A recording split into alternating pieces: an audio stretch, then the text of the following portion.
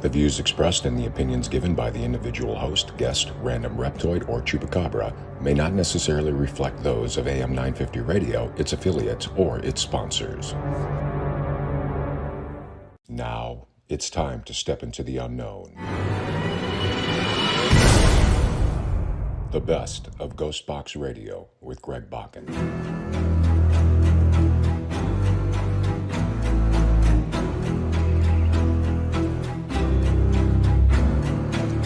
This is the best of GhostBox Radio with Greg Bakun on AM 950. Tonight we're going to play parts of interviews from 3 different guests. We've had some amazing people appear on the show, and we think that they should be heard from again. Enjoy the show. I have with me tonight, I have Pamula Pearce, whose father had directed The Legend of Boggy Creek. We are talking, a little bit more technical than usual, but this is one of my favorite sort of subjects, is talking about film restoration. And for a woman who says that, she just kind of figuring out, she seems to be answering all the questions just perfectly in terms of the restoration of Legend of Boggy Creek. So, Pamela, thank you very much for that. And, George Eastman House, that's really, it couldn't be a better place to do restoration on that level. That's very impressive. It really truly was. To go to their facilities was otherworldly, really. Like I said, I've been a homemaker and a homeschool mom and that kind of stuff. So to go into this realm has been a new world, but so exciting, and things that my dad would talk about now kind of come to the forefront, and they're coming back. So like I said, it's been such a great adventure, and I think it's just starting, to be honest with you. I have big plans for that restored and remastered print. So Boggy Creek will be coming to fans soon. I can't wait to share more. I wanted to tell you a little bit of a paranormal experience, though, if I could. Please do. Please do. So I was watching the check disc right at the end there, and I had the 4K on, and I was watching the 4K print, and I was really crying, shedding tears, saying, I just can't even believe how beautiful this looks. And I was saying to my husband, I hope somehow my dad can see this, or that somehow he knows about this. Well, a couple of days later, at the most, I get a message from this Facebook friend that I've been friends with for about 10 years, but never really communicated, in a message kind of situation. Mm-hmm. She writes to me and she said, please don't unfriend me or, block me or whatever. I promise you I'm not crazy. She said, but I get these messages and I can't rest until I share them. And I have one for you. And she said, I'm pretty sure it's coming from maybe your dad. It's a male. And she said, he wants you to know that he loves the color. Oh, and she said, wow. I don't know if that's a garden, because I wasn't talking about this online, So she said, I don't know if it's a garden he's talking about or whatever, but he wants you to know that he really loves the color. And so immediately my, thoughts regarding, I hope he can see this somehow, or, it came flooding back. And that 4K is just, the color is so beautiful. And when the movie was released, in your intro, you were saying a documentary style. Boggy Creek was released initially in the 72-75 run as a documentary. Yeah. And it was lauded by critics for its cinematography, being, really beautiful and all that kind of stuff. All of that had dissipated through that horrible print that had existed. And people had forgotten that it really was a beautiful film to watch. So I hope that's all back now and that those traits are, going to be revealed again. That is really amazing. So your friend had a psychic message from your father. That's what it sounded like, yeah. And I don't know. Oh, sorry. Go ahead. No, it gave me a lot of comfort to hear that, And she didn't know that I was, that I was working on this per se, and so it was a little uncanny, I think, but it felt real, and so I'm going to take it as that. I would. And, I mean, I don't know if you ever have much experience with psychic mediums, but that is not uncommon, where a spirit really wants to get in touch with them or with somebody, and the psychic medium is the conduit, and the person won't let it rest until they deliver the message. That's what she said. She said, I didn't want you to think I was crazy, because we had never communicated like that. She said, I didn't know that about her, that she received messages like that. So, wow. It just kind of came out of the blue, but it was a happy message, I thought. It's a super happy message, and it's absolutely incredible. I myself only have the Blu-ray so far. I will be upgrading soon. But the 4K is available through your website, correct? It is, yes, sir. And, www.legendofboggycreek.com. So definitely, you all need to go get it as it happens. And he's listening right now, and I hope he doesn't mind me talking about him on the air. My friend Robert, who lives in my basement. He rents the basement. I made it sound really weird when I just said he just lives in my basement. He's a big fan of the film, and he got the 4K. And what's really cool about getting the 4K is that the envelope it comes in also has the poster imprinted on the envelope itself. It does, yes.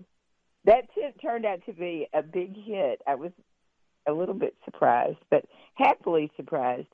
There's a printer, I don't even know if I can say its name, but I will, Sticker Mule, and they make those things, and it's really not any more expensive for me to order them like that than it would be normally, so why not treat, right?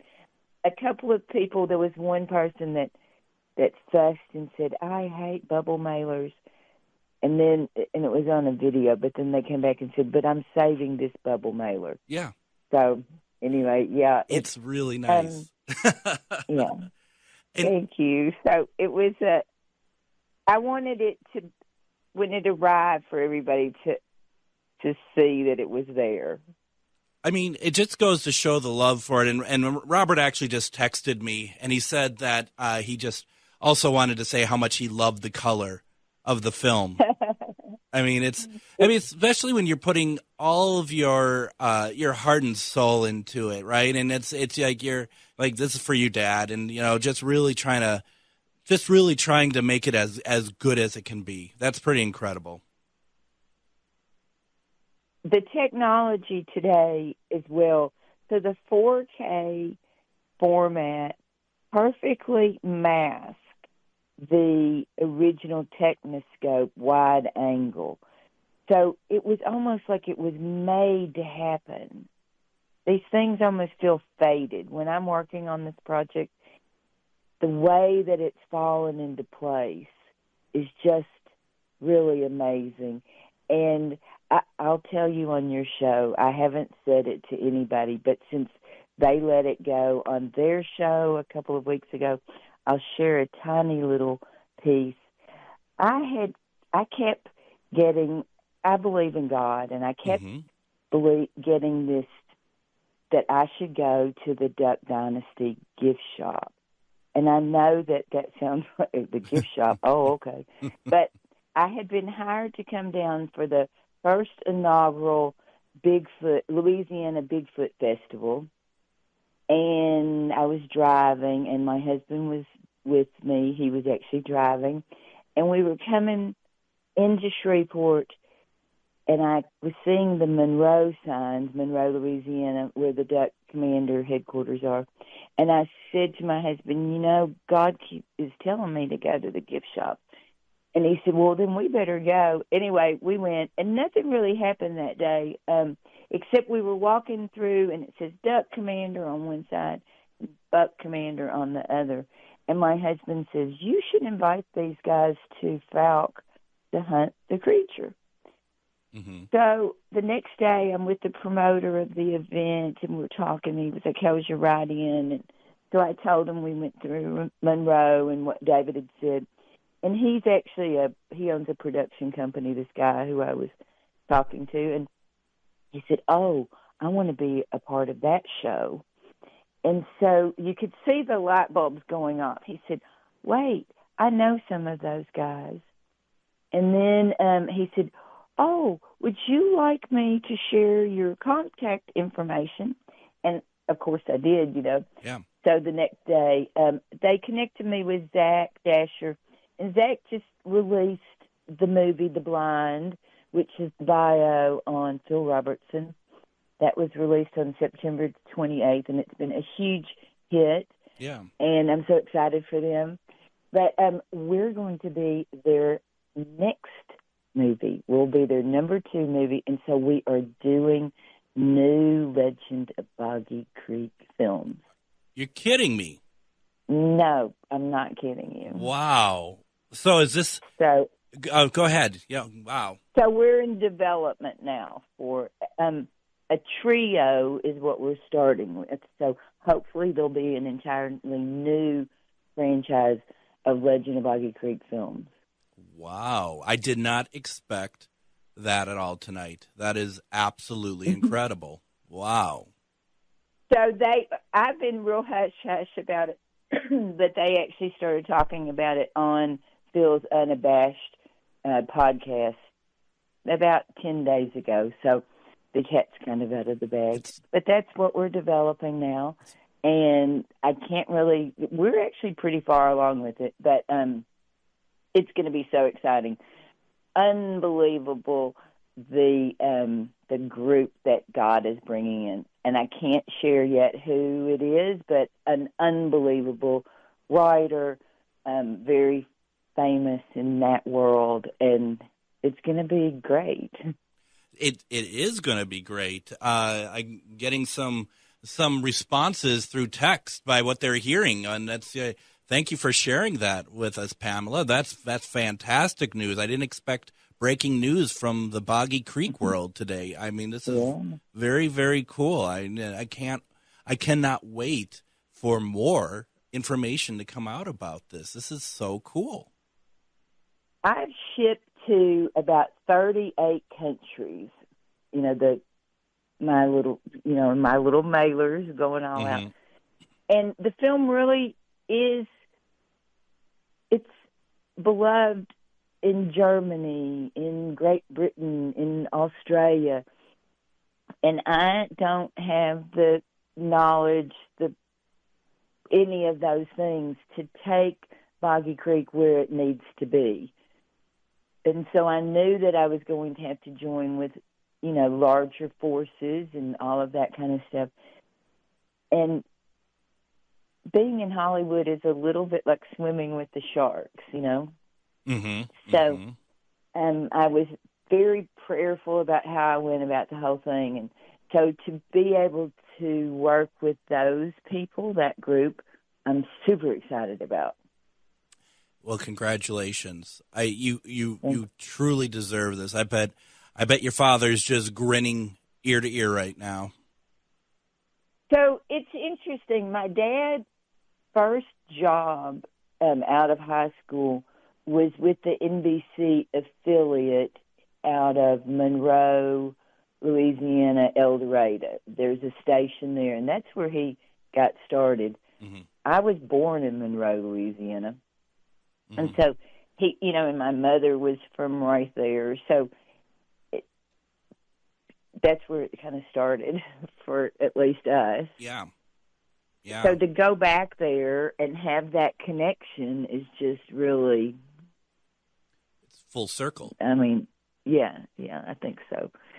So, and my dad had a little TV show back then even, so it was, it's fitting, I think. Absolutely. Pamela, why don't we go ahead and do this? Let's get in our next break while we can. You are listening to the best of GhostBox Radio with Greg Bakun. Remember, you can hear full past episodes, see upcoming events, and order books of the authors we have on the show by going to ghostboxradio.com. Don't forget to like us over on Facebook, look us up at GhostBox Radio with Greg Bakun, and finally, please consider supporting me on Patreon. We have a special, unique audio content that you'll not find anywhere else, plus special episodes. On Patreon, you can find me as GhostBox Radio with Greg Bakun. We'll be back with another guest after the break. You're listening to GhostBox Radio on AM 950.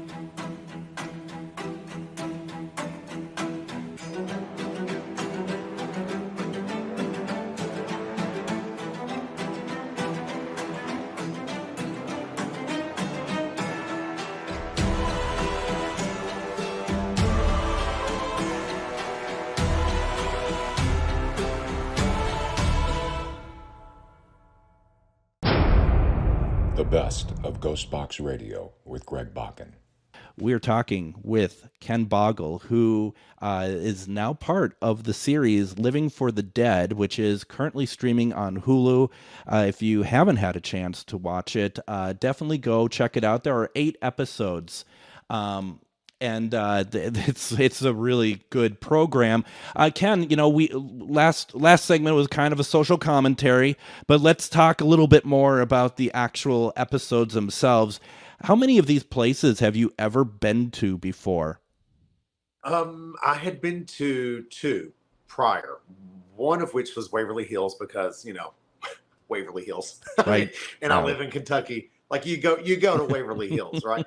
And that was in a paranormal investigation capacity. But the Louisville Palace, has always just been where I have the best times. Like I love the Louisville Palace. I've met Alanis Morissette there, Margaret Cho, like Matchbox 20. Like the Louisville Palace has always been a great place for me. But I never was there as a paranormal investigator, because I didn't know it was haunted.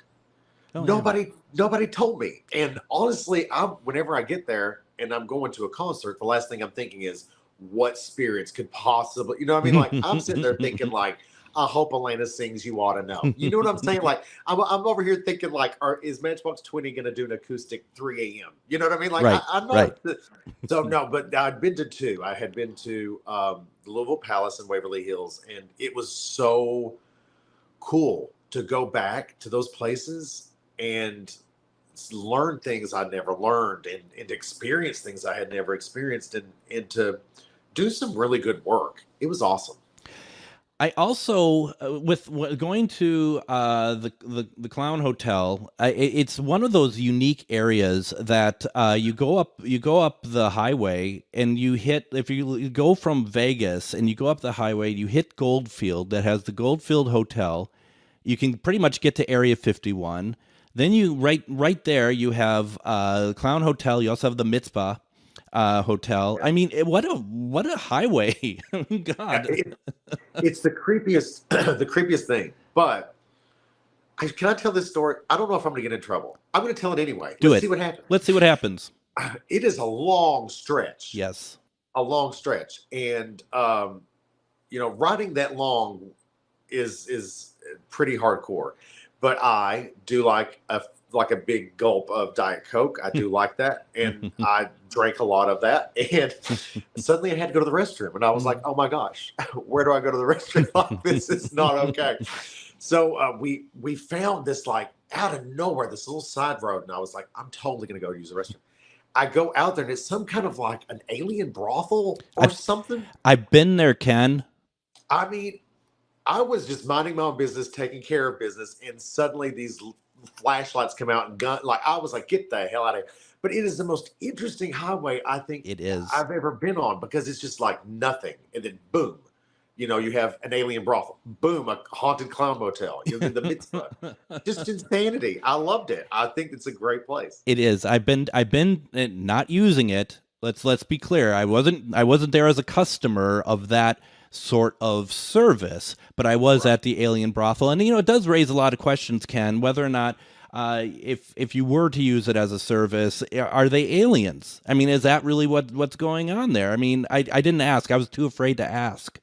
Well, I mean, I was afraid of being shot, but I would go in there. I would totally go in there just to find out what it looks like. I want to know, is there carpet? If so, how dirty is the carpet? Is there wallpaper? If so, what print? Like, I want to go in there and meet the girls or whomever's working. I'd like to meet the house mother. I would go in. I would totally go in. Next time I will. I'm just going to knock on the door and be like, hi, it's your buddy Ken Boggle. I have got to go to the restaurant. Absolutely, I would do that. You may have seen me on such programs as Living for the Dead, and I just want to know if these are aliens, if these women are actually indeed aliens. If these are aliens, and is that shag carpet? If so, how do you clean it? And, like, I got it. Right. Is it, how many years has the building been here, and how many years has that carpeting been here? That's the real question. Or do aliens visit for service? Do you know what I'm saying? Like, are they servicing or being? I have to know. There's too many questions now. You birthed a whole new thing now, Greg. Right. Now I have to go back to. I mean, it's kind of a reverse abduction, isn't it? I mean, it's. Yeah. So there's a couple places that I haven't been to, and I've been wanting to get to. I kind of forget about it, but your last episode, at least the last one that's on, is the Lemp Mansion. I've never been to the Lemp. How is that? The Lemp is heavy. The Lemp is incredibly heavy. The thing about it is that it proves that sometimes in life the worst thing you can get is what you want, like money, notoriety. These things can tear you apart. Societal pressure can tear you apart. The Lemps prove that. They prove it. It's with this infamous curse. I went in dressed like total Ken Boggle, and I totally fit into the vibe. And immediately I began to sort of experience things psychically. And then I experienced things without being turned on psychically. Like, we had filmed for, I think it was 14 hours. We'd been on location for 14 hours, maybe 15. And it was like 4:00 in the morning. And all I wanted to do was eat a quesadilla. Like, that's all I want. Diet Coke, quesadilla. And, every time I would lift the quesadilla to my mouth, there would be footsteps going down the hallway. And like, you have to stop, put the quesadilla down, grab the camera real quick, and then film, right? And you have to investigate what it is. And then I'd set the camera back down. Okay, boom, boom, boom, boom. And I'm like, oh my gosh, like, it's so insane. And the dread, it's a beautiful, wonderful place, but the overall heaviness is palpable. And I think it's the one location that had Alex, our tech guru, that had Alex disoriented. And I think it definitely had, it had all of us somewhat disoriented. We started to have headaches. We started to kind of get dizzy. No EMF reasons for that. It just was incredibly heavy. I just have this thing of this thought of you just let me eat my quesadilla, just leave me alone. That's what I said. I literally finally I just turned the camera around to watch me, and I was just getting ready to eat my quesadilla, and I heard boom, boom, boom, boom, and like I was like, I'm gonna sit here and eat this effing quesadilla. That's what I'm doing. I'm like, I don't care who's in the hallway. I don't care what your message is. At this one point, I had to be selfish because it's like quesadilla.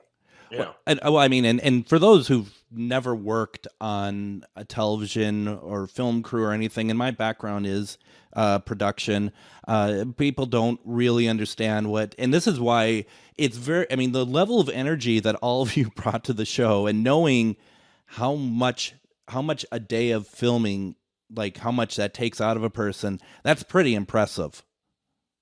Yeah. But the thing that a lot of people don't realize by watching this show is that we stayed there.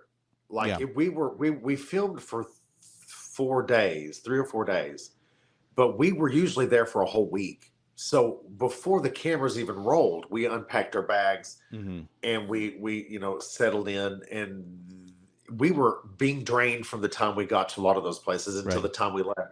So the moments on the road, the moments in the RV, the moments where we could stop at a gas station and get a hot dog which I'm the only one that ever did that, but I love a gas station hot dog.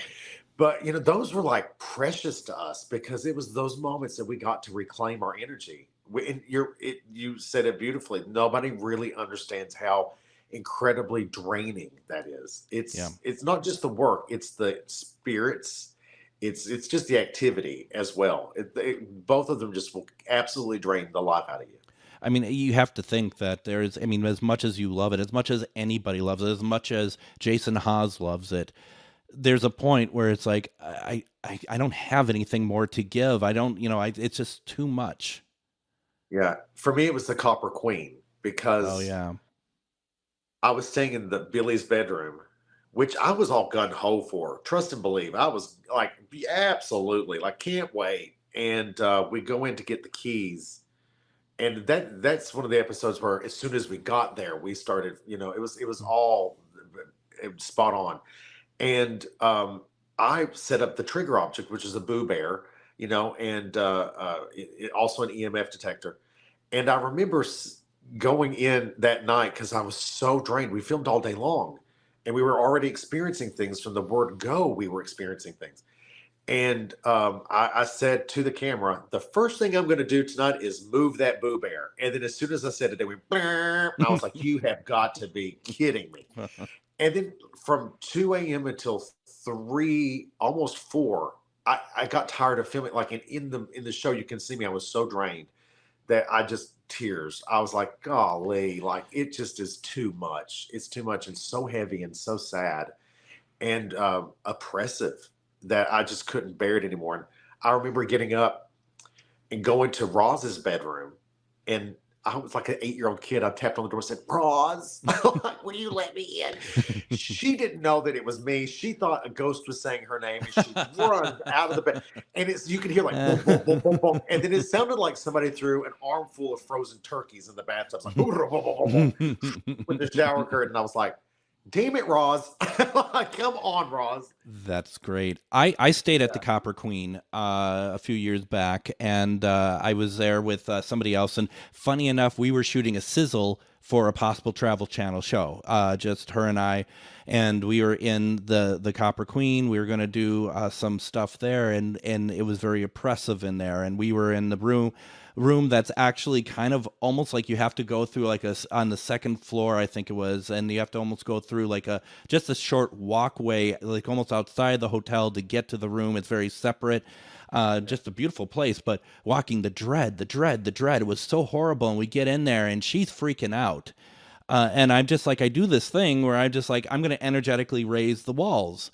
Like metal walls. That's how I envision it. And it works really. I'm really good with energy, and it works. It works so well that we walked out. We're walking over. And it's like, we don't feel anything throughout this hotel at all anymore. Like I closed off the whole hotel or something. I don't know what happened. I'm like, what have I done? And then like, and I don't know if it actually was that or whatever, but I left there, and about a week later, I'm like, I never took those walls down. I should probably do that. So yeah, I don't know, but what a place. It's a crazy place. I think it was the second day we were there, I noticed a shift in my personality. Oh. And I started to notice a shift in everybody, but then I started to get that really oppressed feeling that happens very rarely when you have something inhuman. And I was in pain all over, which is another indication for me that something's not right. Yeah. And one of the producers went out and it was Ash Wednesday. She went and had some medallions blessed by a bishop at the local Catholic church. She brought them and put them on, and I noticed that things started to kind of block off from me, and Juju did some prayer for me and really kind of healed me and took some stuff off of me.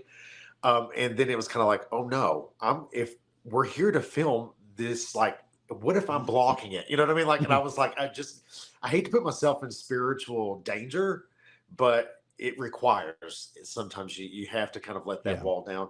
But I needed a reprieve. That place is hardcore. It was, and the whole town is something. We almost bought the building next door to the Copper Queen. We were actually really looking at it while we were there. Ultimately didn't, and I'm very grateful for that, actually. But there is something about that town that is very separate from the rest of Arizona. It's a very forward thinking community, and it also feels like it's an area that also has a lot of history to it. But when we were there, they made it sound like that people didn't, like the rest of Arizona, kind of saw it as an outlier because of how forward thinking it actually is. I can see that, but its location too, wouldn't you say, is like so isolated? Yeah. It really reminded me of like Sausalito, or like these little areas that, they're part of a larger community, but they're so uniquely themselves. Yeah. And yeah, I had an amazing time in Bisbee. I think the whole cast did.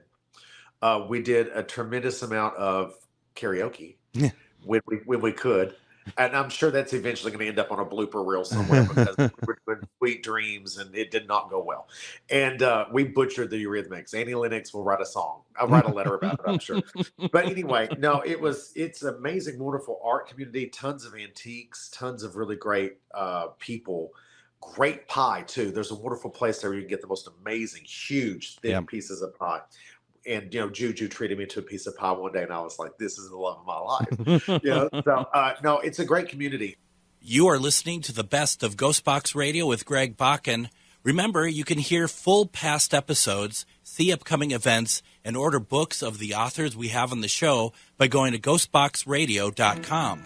Don't forget to like us over on Facebook, look us up at GhostBox Radio with Greg Bakun, and finally, please consider supporting me on Patreon. We have a special, unique audio content that you'll not find anywhere else, plus special episodes. On Patreon, you can find me as GhostBox Radio with Greg Bakun. We'll be back with another guest after the break. You're listening to GhostBox Radio on AM 950.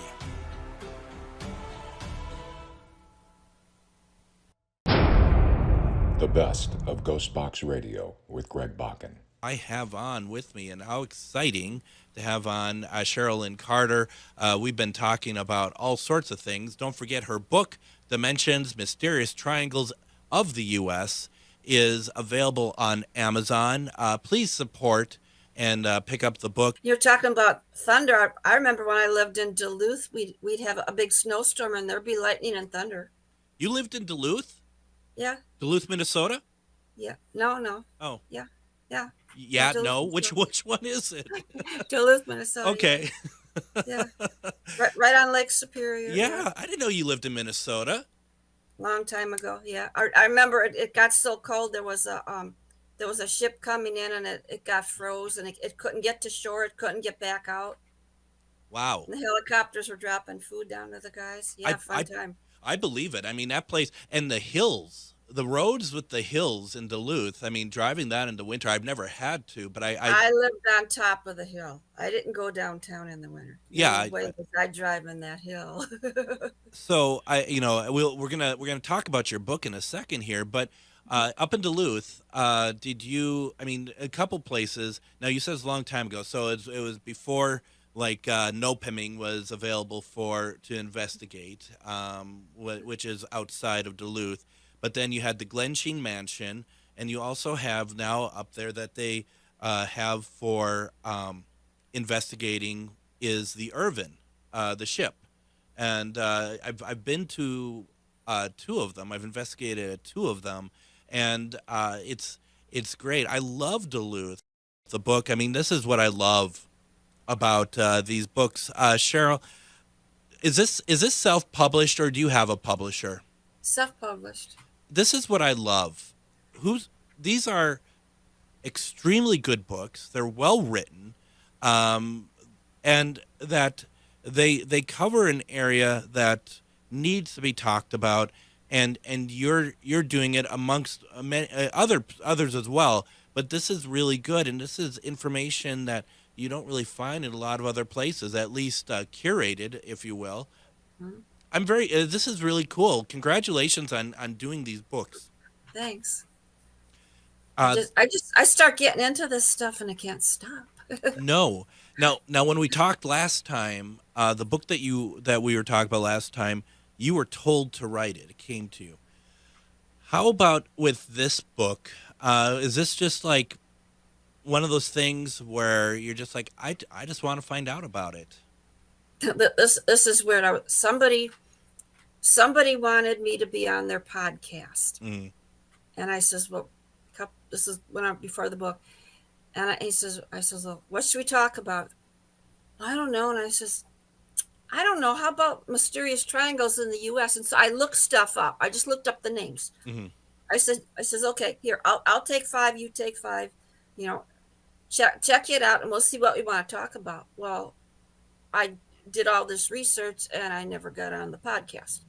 So the heck with you, I'm going to write a book. So.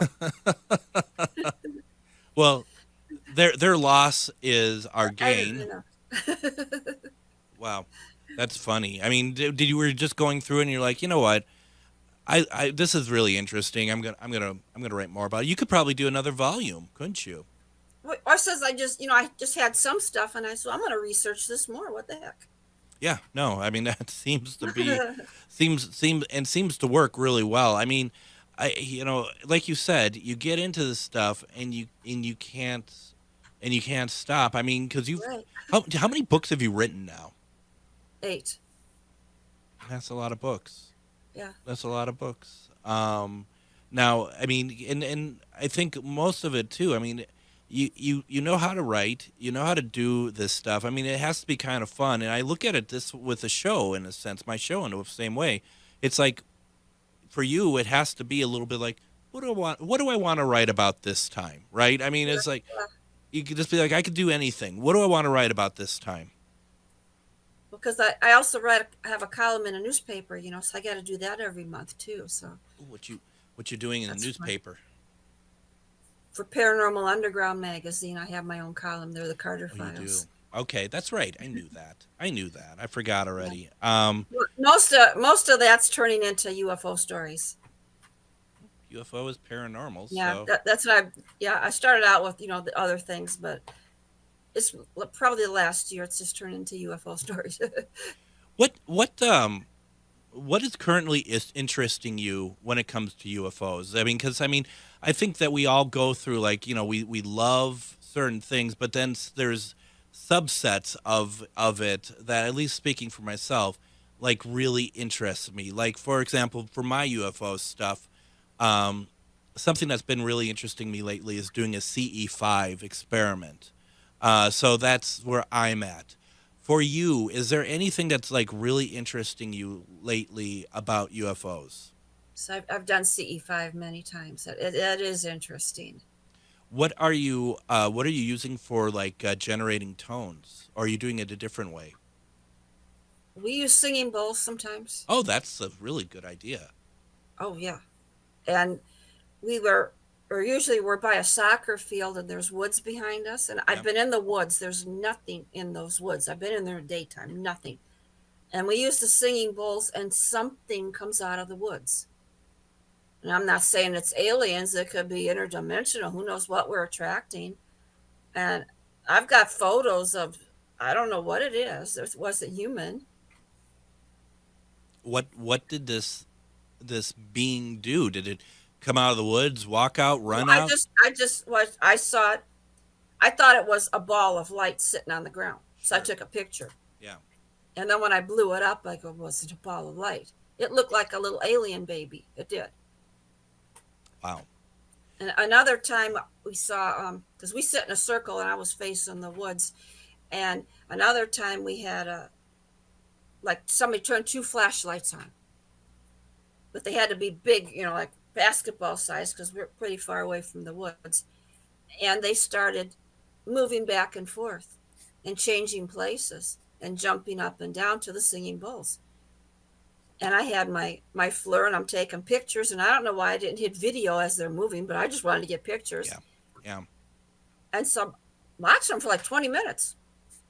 And I'm going, look, and everybody goes, eh. And they're looking up in the sky. I said, no, something's happening right here in front of us. But they, just 3 of us watching it.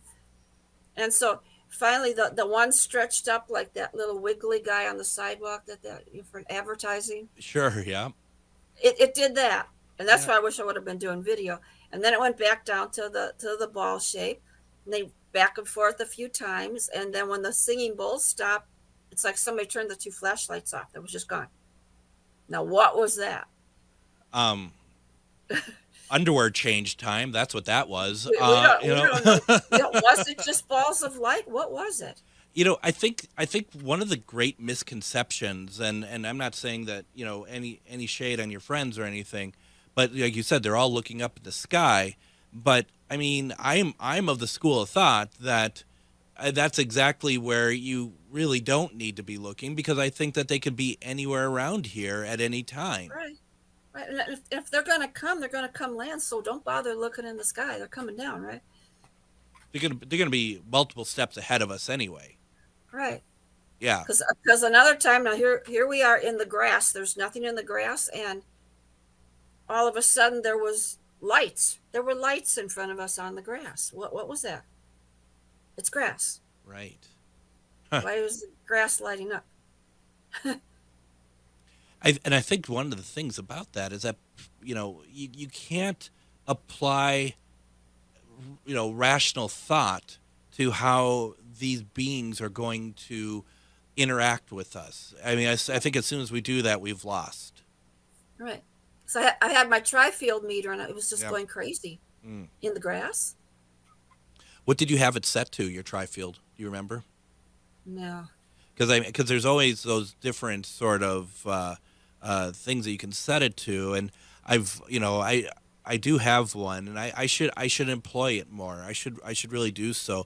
When you're doing your CE5, when you're in a circle, what are you all doing in the circle? Are you meditating? Are you chanting? Or is there something that you're doing? Well, we started off doing the chanting, but then you're supposed to just meditate, just be quiet. And as long as you have the right group, sometimes they'll just invite anybody off the street, and it's not a good night. No. Because they're talking, they're going, well, where is it? Is it going to come in? And Yeah. Well, or they're sitting there, eating their chips. No, we're not here to eat. Okay. Let's get out of here, right? Like one time, somebody's going, the mosquitoes are biting me. Yep. Yeah, it's summer. Yep, yeah, we're outside. That's what happens outside. You were told to bring the cutters, but you didn't. Yeah, no kidding. Oh, I mean, it's funny, and yeah, I think I'd only do that. First of all, in my mind, I would do it small, like not a lot of people, and there'd have to be people that I know and trust, because same thing with paranormal. When we have our regular group of like 12, it was good. So 12 isn't too big, Anytime when it got bigger and you just brought anyone in, nothing happened that night. So 12 isn't a big number.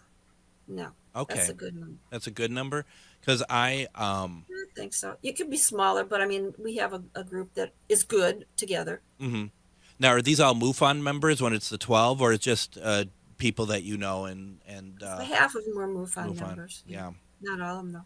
Yeah. No, that's really cool, and I really need to do this. And what I would love to do is actually broadcast it.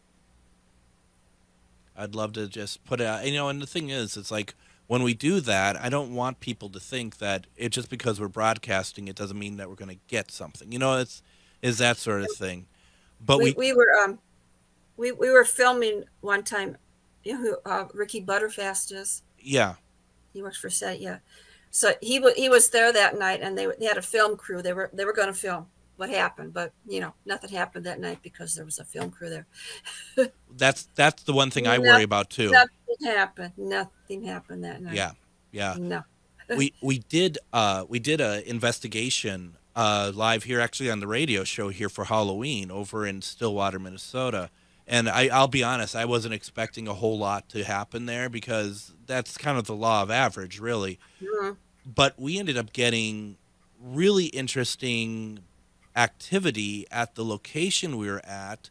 And then Adam, who does the board here on Thursday and Fridays, he stepped in while we were away, and he brought some equipment, and he was getting activity here when somebody at the Stillwater activity, when Shar at the Stillwater activity asked for stuff to go off here, it went off. It answered. That's the best when that happens. See, that's intelligent. It is.